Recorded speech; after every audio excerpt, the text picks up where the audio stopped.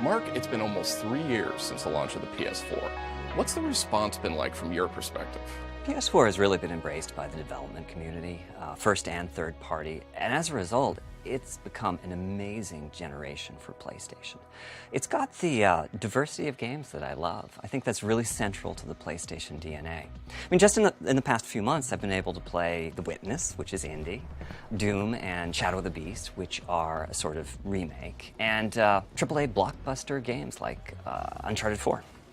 So the hardware question becomes, how do we keep all of that going and innovate at the same time?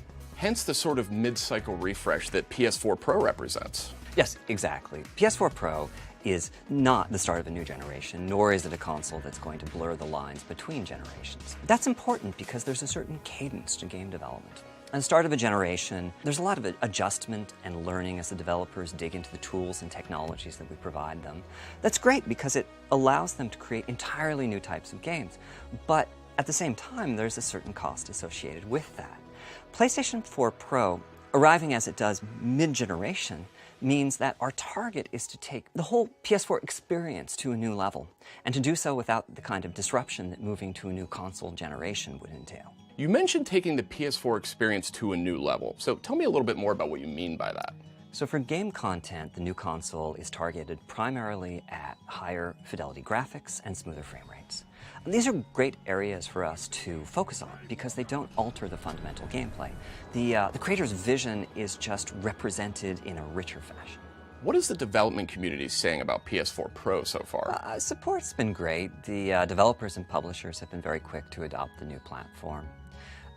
With PS4 Pro, for all new titles, we're asking the developers to support 4K with higher resolution graphics and the like, and also HD TVs through higher quality graphics. Is there a sort of risk associated with designing a console that taps into 4K and HDR, especially when there's not a lot of TVs out there that support those features right now? UHD 4K TV has definitely arrived. I believe that something like a third of the TV sets sold this year will be 4K TVs. HDR is definitely a bit further out there in terms of adoption, but it's great having the console out now because it means that the game experiences will be ready and waiting as HDR penetration increases. Having said that, you don't need to have a HDR TV to enjoy the benefits of PS4 Pro. The game experience is enhanced in any number of ways with an ordinary HD TV. Now, I should also say that all of this strategically dovetails very nicely with our initiative into VR. We're anticipating that the games will be much crisper and have more detail to the graphics on PS4 Pro. So Mark, how do you see the PS4 Pro and the standard PS4 fitting together? We're working very hard to ensure that PS4 remains a single, unified community. The games are playable on both consoles, of course. It's the same discs and downloads, the same online community. Most of the user experience is quite similar. The main difference is that with PS4 Pro, we're giving developers an opportunity to make their games more impactful and immersive. And I'm really looking forward to seeing how the developers take advantage of all of that.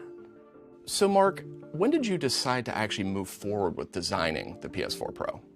We actually started thinking about the new console pretty much as soon as PlayStation 4 shipped. It was clear that during this generation, 4K TV penetration would become pretty significant at some point, and we wanted to see if we could get something out there in the market to support it. Once we realized that the increased processing power that was necessary for 4K could be used to make the graphics better on HD TV as well, PS4 Pro simply became a must-do. So Mark, tell us something we don't know about the creation of PS4 Pro. Okay, so during the creation of the hardware, I casually asked a very famous director at one point, and I'm sorry, I can't say his name, what he thought we should be doing next for hardware. And he described essentially the exact details of PS4 Pro. I mean, the synchronicity here, that we would all be thinking along the precise same lines, I mean, it's so intense that the hair on my arms was standing on end.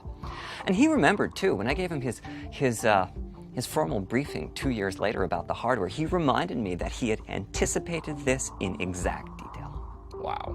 So Mark, alongside the PS4 Pro and the slimmer PS4, DualShock 4 is actually getting some new features as well. Tell me a little about those. So the new controller has a few welcome improvements. There's now a light bar on the touchpad that says which player is which for multiplayer.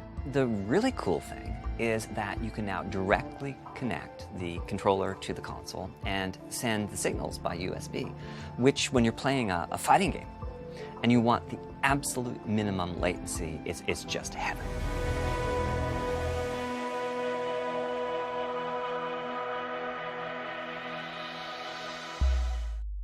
PlayStation